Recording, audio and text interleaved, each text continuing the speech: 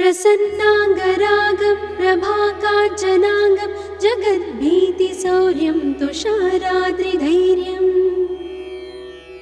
तृणीभूतहेतिं रणोद्यद्विभूतिं भजे वायुपुत्रं पवित्राप्तमित्रम् भजे पावनं भावनानित्यवासम् भजे बालभानुं प्रभाचारुभासम् भजे चन्द्रिकाकुन्दमन्दारहासम् भजे सन्ततं रामभूपालदासम् भजे लक्ष्मणप्राणरक्षातिदक्षं भजे तोषितानेकगीर्वाणपक्षम्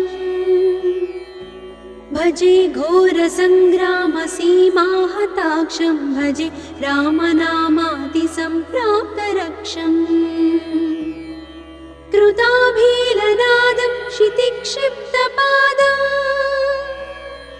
घनक्रान्तभृङ्गं कटिस्थोरुजङ्घम् वियद्व्याप्तकेशं भुजाश्लेषितास्मम् जयश्रीसमेतं भजे रामदूतम् चलद्वालघातं भ्रमच्चक्रवालं कठोराट्टहासं प्रभिन्नाब्जजाण्डम् महासिंहनादाद्विशीर्णत्रिलोकं भजे आञ्जनेयं प्रभुं वज्रकायम् रणे भीषणे मेघनादे सनादे सरोषे समारोपिते मित्रमुख्ये खगानां घनानां सुराणां च मार्गे नतं तं वहं तं हनुमन्तमीडे कनद्रत्नजम्भारिदम्भोळिधारं कनद्दन्तनिर्धूतकालोग्रदन्तम् पदाघातभीताब्धिभूताधिवासं रणक्षोणिदक्षं भजे पिङ्गळाक्षम् महाग्राहपीडा महोत्पातपीडा महारोगपीडा महातीव्रपीडा हरत्यासुते पादपद्मानुरक्तो नमस्ते कपिश्रेष्ठ रामप्रियो यः सुधा सिन्धुमुल्लङ्घ्य नाथोग्रदीप्तः सुधा चौषधीस्ता प्रगुप्तप्रभावः क्षणद्रोणशैलस्य सारेण सेतुं विना भूस्वयं कः समर्थः कपीन्द्रः निरातङ्कमाविश्य लङ्कां विसङ्गो भवानेव सीतातिशोकापहारी समुद्रान्तरङ्गादिरौद्रं विनिद्रम् विलङ्घ्योरुजङ्घस्तुता मर्त्यसङ्घः रमानाथ रामः क्षमानाथ रामः अशोकेन शोकं विहाय प्रहर्षम् वनान्तर्घनं जीवनं दानवानं विपाट्य प्रहर्षात् हनूमान् त्वमेव जराभारतो भूरिपीडां शरीरे निराधारणारूढगाढप्रतापे भवत्पादभक्तिं भवद्भक्तिरक्तिं कुरु श्रीहनुमत्प्रभो मे दयाळो महायोगिनो ब्रह्मरुद्रादयो वा न जानन्ति तत्त्वं निजं राघवस्य कथं ज्ञायते मातृसे नित्यमेव प्रसीद प्रभो वानरेन्द्रो नमस्ते नमस्ते महासत्त्ववाहाय तुभ्यम् नमस्ते महावज्रदेहाय तुभ्यम् नमस्ते परिभूतसूर्याय तुभ्यम्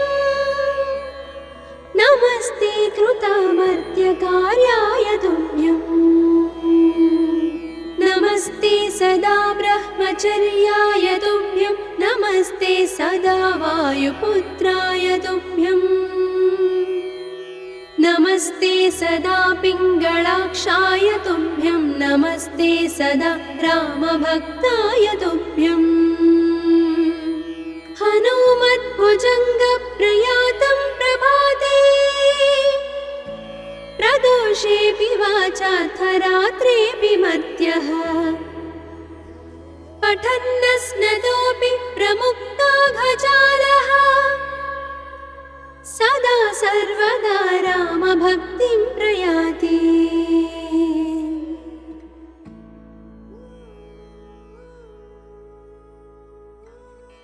प्रसन्नाङ्गरागं प्रभाकाञ्चनाङ्गं जगद्भीतिशौर्यं तुषाराद्रिधैर्यम् तृणीभूतहेतिं रणोद्यद्विभूतिं भजे वायुपुत्रं पवित्राप्तमित्रम् भजे पावनं भावनानित्यवासम्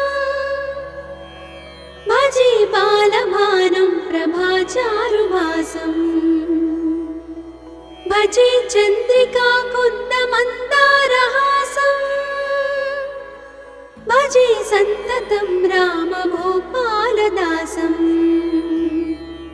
भजे लक्ष्मणप्राणरक्षातिदक्षं भजे तोषितानेकगीर्वाणपक्षम्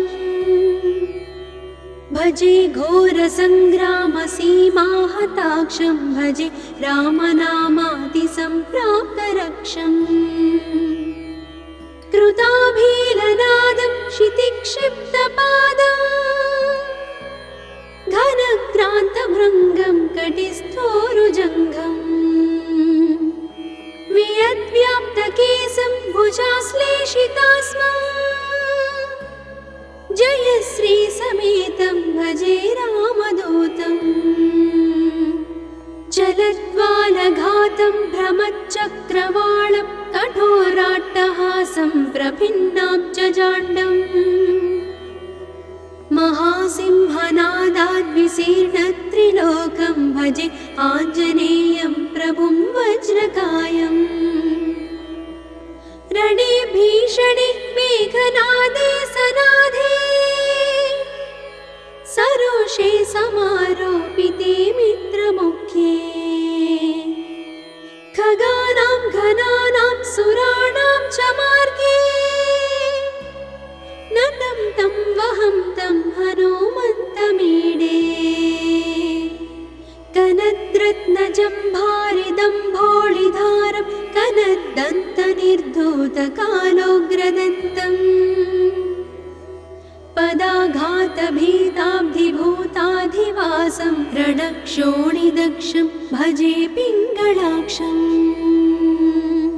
महाग्राहपीडा महोत्पातपीडा महारोगपीडा महातीव्रपीडा हरत्यासुते पादपद्मानुरक्तो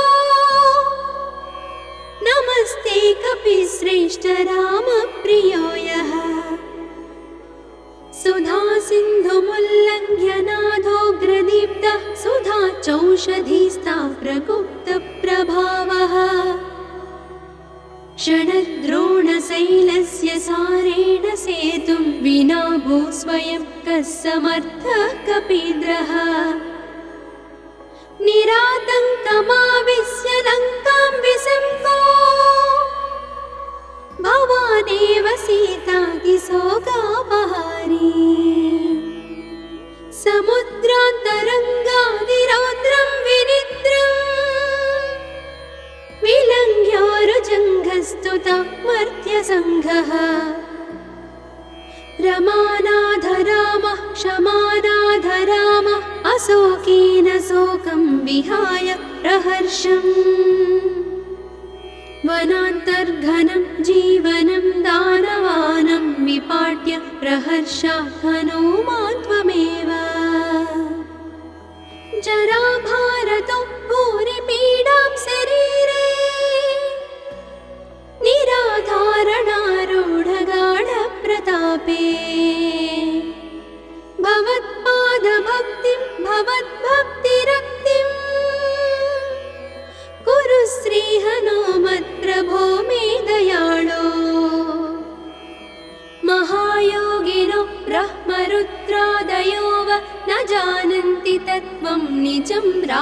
स्वभावस्य कथं ज्ञायते मातृसे नित्यमेव प्रसीद प्रभो वानरेन्द्रो नमस्ते नमस्ते महासत्त्ववाहाय तुभ्यं नमस्ते महावज्रदेहाय तुभ्यं नमस्ते परिभूतसूर्याय तुभ्यं नमस्ते कृतामर्त्यकार्याय तुभ्यं नमस्ते सदा ब्रह्मचर्याय तुभ्यं नमस्ते सदा वायुपुत्राय तुभ्यं नमस्ते सदा पिङ्गळाक्षाय तुभ्यं नमस्ते सदा रामभक्ताय तुभ्यं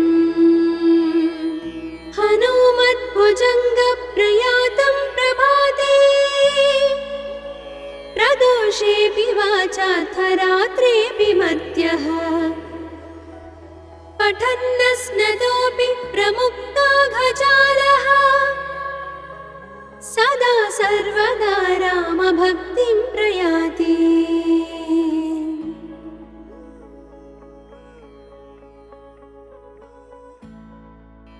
प्रसन्नाङ्गरागं प्रभाकाञ्चनाङ्गं जगद्भीतिशौर्यं तुषाराद्रिधैर्यं तृणीभूतहेतिं रणोद्यद्विभूतिं भजे वायुपुत्रं पवित्राप्तमित्रम् भजे पावनं भावनानित्यवासं भजे बालभानुं प्रभाचारुभासं भजे चन्द्रिकाकुन्दमन्दारहासं भजे सन्ततं रामभूपालदासं भजे लक्ष्मणप्राणरक्षातिदक्षं भजे तोषितानेकगीर्वाणपक्षम् भजे घोरसङ्ग्रामसीमाहताक्षं भजे रामनामादिसम्प्राप्तरक्षम् कृताभीलनादं क्षितिक्षिप्तपादं घनक्रान्तभृङ्गं कटिस्थोरुजङ्घम् वियद्व्याप्तकेशं भुजाश्लेषितास्मम् जय श्री समेतं भजे रामदूतं चलद्वालघातं भ्रमच्चक्रवालं कठोराट्टहासं प्रभिन्नाब्जजाण्डम् महासिंहनादाद्विशीर्णत्रिलोकं भजे आञ्जनेयं प्रभुं वज्रकायम् रणे भीषणे मेघनादे सनादे सरोषे समारोपिते मित्रमुख्ये खगानां घनानां सुराणां च मार्गे नतं तं वहं तं हनुमन्तमीडे कनद्रत्नजम्भारिदम्भोळिधारं कनद्दन्तनिर्धूतकालोग्रदन्तम् पदाघातभीताब्धिभूताधिवासं रणक्षोणिदक्षं भजे पिङ्गळाक्षम् महाग्राहपीडा महोत्पातपीडा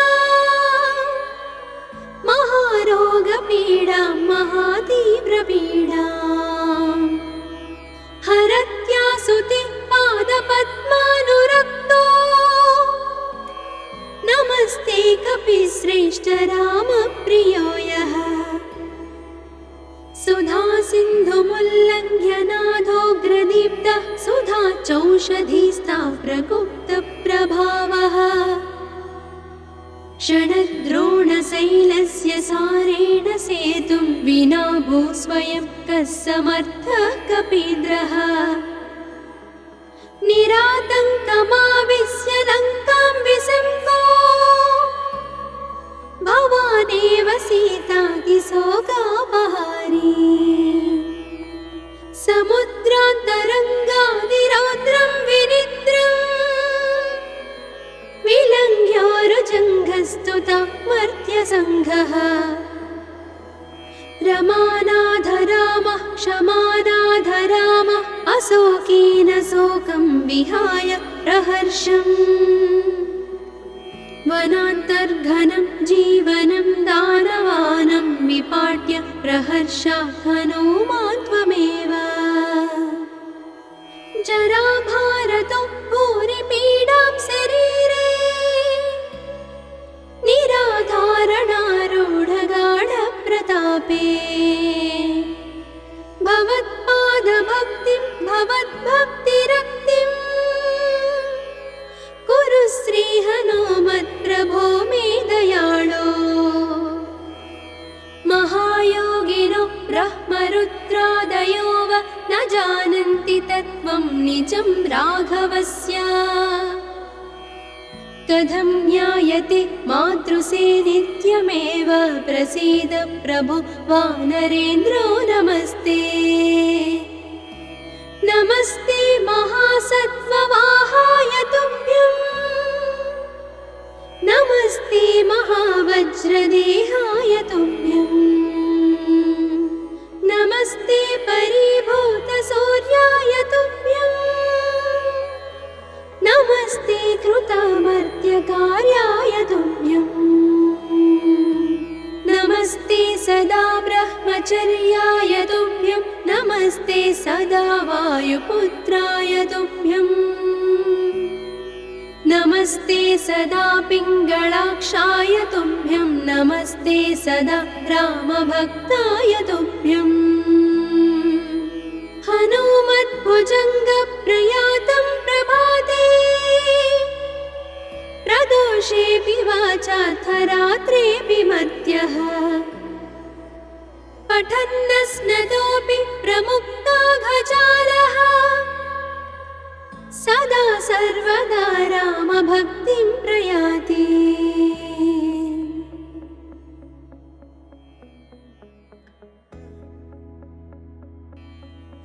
प्रसन्नाङ्गरागं प्रभाकाञ्चनाङ्गं जगद्भीतिशौर्यं तुषाराद्रिधैर्यं तृणीभूतहेतिं रणोद्यद्विभूतिं भजे वायुपुत्रं पवित्राप्तमित्रम् भजे पावनं भावनानित्यवासं भजे बालभानुं प्रभाचारुभासं भजे चन्द्रिकाकुन्दमन्दारहासं भजे सन्ततं रामभूपालदासं भजे लक्ष्मणप्राणरक्षातिदक्षं भजे तोषितानेकगीर्वाणपक्षम् भजे घोरसङ्ग्रामसीमाहताक्षं भजे रामनामातिसम्प्राप्तरक्षम् कृताभीलनादं क्षितिक्षिप्तपादं घनक्रान्तभृङ्गं कटिस्थोरुजङ्घम् वियद्व्याप्तकेशं भुजाश्लेषितास्मम् जय श्रीसमेतं भजे रामदूतं चलद्वालघातं भ्रमच्चक्रवालं कठोराट्टहासं प्रभिन्नाब्जजाण्डम् महासिंहनादाद्विशीर्णत्रिलोकं भजे आञ्जनेयं प्रभुं वज्रकायम् रणे भीषणे मेघनादे सनादे सरोषे समारोपिते मित्रमुख्ये खगानां घनानां सुराणां च मार्गे नतं तं वहं तं हनुमन्तमीडे कनद्रत्नजम्भारिदम्भोळिधारं कनद्दन्तनिर्धूतकालोग्रदन्तम् पदाघातभीताब्धिभूताधिवासं रणक्षोणिदक्षं भजे पिङ्गळाक्षम् महाग्राहपीडा महोत्पातपीडा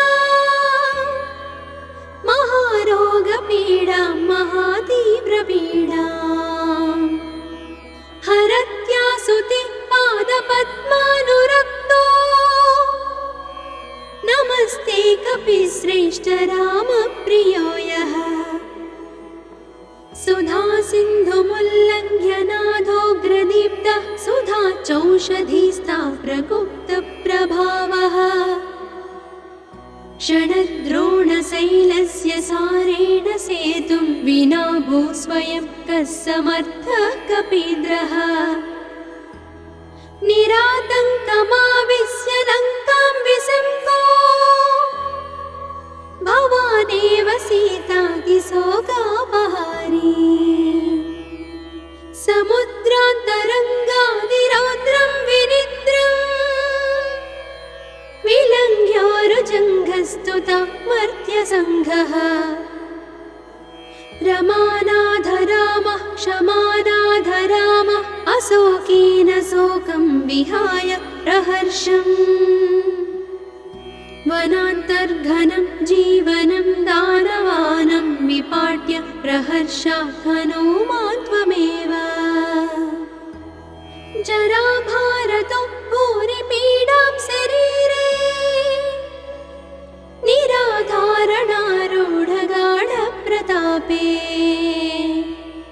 भवत्पादभक्तिं भवद्भक्तिरक्तिं कुरु श्रीहनुमत्प्रभो मे दयाळो महायोगिनो ब्रह्मरुद्रादयो वा न जानन्ति तत्त्वं निजं राघवस्य कथं ज्ञायते मातृसे नित्यमेव प्रसीद प्रभो वानरेन्द्रो नमस्ते नमस्ते महासत्त्ववाहाय तुभ्यं नमस्ते महावज्रदेहाय तुभ्यं नमस्ते परिभूतसूर्याय तुभ्यं नमस्ते कृतामर्त्यकार्याय तुभ्यं नमस्ते सदा ब्रह्मचर्याय तुभ्यं नमस्ते सदा वायुपुत्राय तुभ्यं नमस्ते सदा पिङ्गळाक्षाय तुभ्यं नमस्ते सदा रामभक्ताय तुभ्यं हनुमद्भुजङ्गप्रयातं प्रभाते प्रदोषेऽपि वाचार्थरात्रेऽपि मर्त्यः पठन्नस्नतोऽपि प्रमुक्ताघजालः सदा सर्वदा रामभक्तिं प्रयाति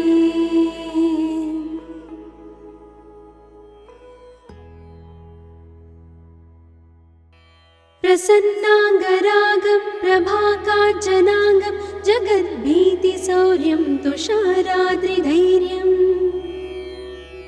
तृणीभूतहेतिं रणोद्यद्विभूतिं भजे वायुपुत्रं पवित्राप्तमित्रम् भजे पावनं भावनानित्यवासम् भजे बालभानुं प्रभाचारुभासम् भजे चन्द्रिकाकुन्दमन्दारहासम् भजे सन्ततं रामभूपालदासम् भजे लक्ष्मणप्राणरक्षातिदक्षं भजे तोषितानेकगीर्वाणपक्षम् भजे घोरसङ्ग्रामसीमाहताक्षं भजे रामनामादिसम्प्राप्तरक्षम् कृताभीलनादं क्षितिक्षिप्तपादं घनक्रान्तभृङ्गं कटिस्थोरुजङ्घम् वियद्व्याप्तकेशं भुजाश्लेषितास्मम् जय श्रीसमेतं भजे रामदूतं चलद्वालघातं भ्रमच्चक्रवालं कठोराट्टहासं प्रभिन्नाब्जजाण्डम् महासिंहनादाद्विशीर्णत्रिलोकं भजे आञ्जनेयं प्रभुं वज्रकायम् रणे भीषणे मेघनादे सनादे पाशे समारोपिते मित्रमुख्ये खगानां घनानां सुराणां च मार्गे नतं तं वहं तं हनुमन्तमीडे कनद्रत्नजम्भारिदम्भोळिधारं कनद्दन्तनिर्धूतकालोग्रदन्तम् पदाघातभीताब्धिभूताधिवासं रणक्षोणिदक्षं भजे पिङ्गळाक्षम् महाग्राहपीडा महोत्पातपीडा महारोगपीडा महातीव्रपीडा हरत्यासुते पादपद्मानुरक्तो नमस्ते कपिश्रेष्ठ रामप्रियो यः सुधा सिन्धुमुल्लङ्घ्य नाथोग्रदीप्तः सुधा चौषधीस्ता प्रगुप्तप्रभावः षडद्रोणशैलस्य सारेण सेतुं विना भू स्वयं कः समर्थः कपीन्द्रः निरातङ्कमाविश्य लङ्कां विसङ्गो भवानेव सीतातिशोकापहारी समुद्रान्तरङ्गादिरौद्रं विनिद्रम् विलङ्घ्योरुजङ्घस्तुता मर्त्यसङ्घः रमानाथ रामः क्षमानाथ रामः अशोकेन शोकं विहाय प्रहर्षम् वनान्तर्घनं जीवनं दानवानं विपाट्य प्रहर्षात् हनुमान् त्वमेव जराभारतो भूरिपीडां शरीरे निराधारणारूढगाढप्रतापे भवत्पादभक्तिं भवद्भक्तिरक्तिं कुरु श्रीहनुमत्प्रभो मे दयाळो महायोगिनो ब्रह्मरुद्रादयो वा न जानन्ति तत्त्वं निजं राघवस्य कथं ज्ञायते मातृसे नित्यमेव प्रसीद प्रभो वानरेन्द्रो नमस्ते नमस्ते महासत्त्ववाहाय तुभ्यं नमस्ते महावज्रदेहाय तुभ्यं नमस्ते परिभूतसूर्याय तुभ्यं नमस्ते कृतामर्त्यकार्याय तुभ्यं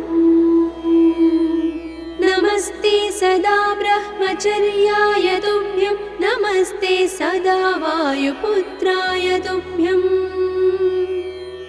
नमस्ते सदा पिङ्गळाक्षाय तुभ्यं नमस्ते सदा रामभक्ताय तुभ्यं हनुमद्भुजङ्गप्रयातं प्रभाते प्रदोषेऽपि वाचार्थरात्रेऽपि मर्त्यः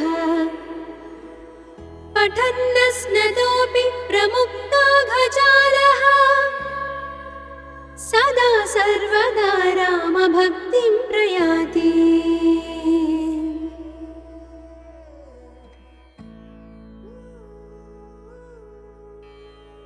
प्रसन्नाङ्गरागं प्रभाकाञ्चनाङ्गं जगद्भीतिशौर्यं तुषाराद्रिधैर्यं तृणीभूतहेतिं रणोद्यद्विभूतिं भजे वायुपुत्रं पवित्राप्तमित्रम् भजे पावनं भावनानित्यवासम् भजे बालभानुं प्रभाचारुभासम् भजे चन्द्रिकाकुन्दमन्दारहासम् भजे सन्ततं रामभूपालदासम् भजे लक्ष्मणप्राणरक्षातिदक्षं भजे तोषितानेकगीर्वाणपक्षम् भजे घोरसङ्ग्रामसीमाहताक्षं भजे रामनामातिसम्प्राप्तरक्षम् कृताभीलनादं क्षितिक्षिप्तपादं घनक्रान्तभृङ्गं कटिस्थोरुजङ्घम् वियद्व्याप्तकेशं भुजाश्लेषितास्मम् जयश्रीसमेतं भजे रामदूतम् चलद्वालघातं भ्रमच्चक्रवालं कठोराट्टहासं प्रभिन्नाब्जजाण्डम् महासिंहनादाद्विशीर्णत्रिलोकं भजे आञ्जनेयं प्रभुं वज्रकायम् रणे भीषणे मेघनादे सनाधे सरोषे समारोपिते मित्रमुख्ये खगानां घनानां सुराणां च मार्गे नतं तं वहं तं हनुमन्तमीडे कनद्रत्नजम्भारिदम्भोळिधारं कनद्दन्तनिर्धूतकालोग्रदन्तम् पदाघातभीताब्धिभूताधिवासं रणक्षोणिदक्षं भजे पिङ्गळाक्षम् महाग्राहपीडा महोत्पातपीडा महारोगपीडा महातीव्रपीडा हरत्यासुते पादपद्मानुरक्तो नमस्ते कपिश्रेष्ठ रामप्रियो यः सुधा सिन्धुमुल्लङ्घ्य नाथोग्रदीप्तः सुधा चौषधीस्था प्रगुप्तप्रभावः षडद्रोणशैलस्य सारेण सेतुं विना भूस्वयं कः समर्थः कपीन्द्रः निरातङ्कमाविश्य लङ्कां विसङ्गो भवानेव सीतातिशोकापहारी समुद्रान्तरङ्गादिरौद्रं विनिद्रम् विलङ्घ्योरुजङ्घस्तुता मर्त्यसङ्घः रमानाथ रामः क्षमानाथ रामः अशोकेन शोकं विहाय प्रहर्षम् वनान्तर्घनं जीवनं दानवानं विपाट्य प्रहर्षात् हनुमान् त्वमेव जराभारतो भूरिपीडां शरीरे निराधारणारूढगाढप्रतापे भवत्पादभक्तिं भवद्भक्तिरक्तिं कुरु श्रीहनुमत्प्रभो मे दयाळो महायोगिनो ब्रह्मरुद्रादयो वा न जानन्ति तत्त्वं निजं राघवस्य कथं ज्ञायते मातृसे नित्यमेव प्रसीद प्रभो वानरेन्द्रो नमस्ते नमस्ते महासत्त्ववाहाय तुभ्यं नमस्ते महावज्रदेहाय तुभ्यं नमस्ते परिभूतसूर्याय तुभ्यं नमस्ते कृतामर्त्यकार्याय तुभ्यं नमस्ते सदा ब्रह्मचर्याय तुभ्यं नमस्ते सदा वायुपुत्राय तुभ्यं नमस्ते सदा पिङ्गळाक्षाय तुभ्यं नमस्ते सदा रामभक्ताय तुभ्यं हनुमद्भुजङ्गप्रयातं प्रभाते प्रदोषेऽपि वाचार्थरात्रेऽपि मर्त्यः पठन्नस्नतोऽपि प्रमुक्ताघजालः सदा सर्वदा रामभक्तिं प्रयाति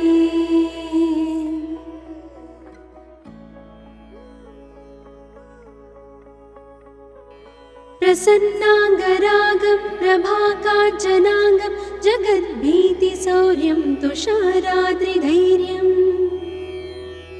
तृणीभूतहेतिं रणोद्यद्विभूतिं भजे वायुपुत्रं पवित्राप्तमित्रम् भजे पावनं भावनानित्यवासम् भजे बालभानुं प्रभाचारुभासम् भजे चन्द्रिकाकुन्दमन्दारहासम् भजे सन्ततं रामभूपालदासम् भजे लक्ष्मणप्राणरक्षातिदक्षं भजे तोषितानेकगीर्वाणपक्षम् भजे घोरसङ्ग्रामसीमाहताक्षं भजे रामनामातिसम्प्राप्तरक्षम् कृताभीलनादं क्षितिक्षिप्तपादम् घनक्रान्तभृङ्गं कटिस्थोरुजङ्घम् वियद्व्याप्तकेशं भुजाश्लेषितास्मम् जयश्रीसमेतं भजे रामदूतम् चलद्वालघातं भ्रमच्चक्रवालं कठोराट्टहासं प्रभिन्नाब्जजाण्डम् महासिंहनादाद्विशीर्णत्रिलोकं भजे आञ्जनेयं प्रभुं वज्रकायम् रणे भीषणे मेघनादे सनाधे सरोषे समारोपिते मित्रमुख्ये खगानां घनानां सुराणां च मार्गे नतं तं वहं तं हनुमन्तमीडे कनद्रत्नजम्भारिदम्भोळिधारं कनद्दन्तनिर्धूतकालोग्रदन्तम् पदाघातभीताब्धिभूताधिवासं रणक्षोणिदक्षं भजे पिङ्गळाक्षम् महाग्राहपीडा महोत्पातपीडा महारोगपीडा महातीव्रपीडा हरत्यासुते पादपद्मानुरक्तो नमस्ते कपिश्रेष्ठ रामप्रियो यः सुधा सिन्धुमुल्लङ्घ्य नाथोग्रदीप्तः सुधा चौषधीस्था प्रगुप्तप्रभावः क्षणद्रोणशैलस्य सारेण सेतुं विना भूस्वयं कः समर्थः कपीन्द्रः निरातङ्कमाविश्य लङ्कां विसङ्गो भवानेव सीतातिशोकापहारी समुद्रान्तरङ्गादिरौद्रं विनिद्रम् विलङ्घ्योरुजङ्घस्तुता मर्त्यसङ्घः रमानाथ रामः क्षमानाथ रामः अशोकेन शोकं विहाय प्रहर्षम् वनान्तर्घनं जीवनं दानवानं विपाट्य प्रहर्षात् हनुमान् त्वमेव जराभारतो भूरिपीडां शरीरे निराधारणारूढगाढप्रतापे भवत्पादभक्तिं भवद्भक्तिरक्तिं कुरु श्रीहनुमत्प्रभो मे दयाळो महायोगिनो ब्रह्मरुद्रादयो वा न जानन्ति तत्त्वं निजं राघवस्य कथं ज्ञायते मातृसे नित्यमेव प्रसीद प्रभो वानरेन्द्रो नमस्ते नमस्ते महासत्त्ववाहाय तुभ्यम् नमस्ते महावज्रदेहाय तुभ्यम् नमस्ते परिभूतसूर्याय तुभ्यम्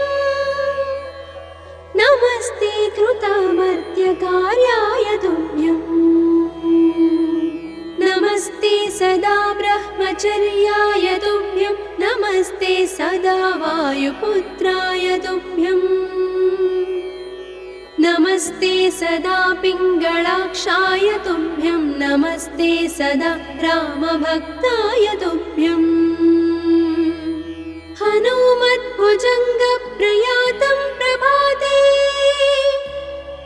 प्रदोषेऽपि वाचार्थरात्रेऽपि मर्त्यः पठन्नस्नतोऽपि प्रमुक्ताघजालः सदा सर्वदा रामभक्तिं प्रयाति।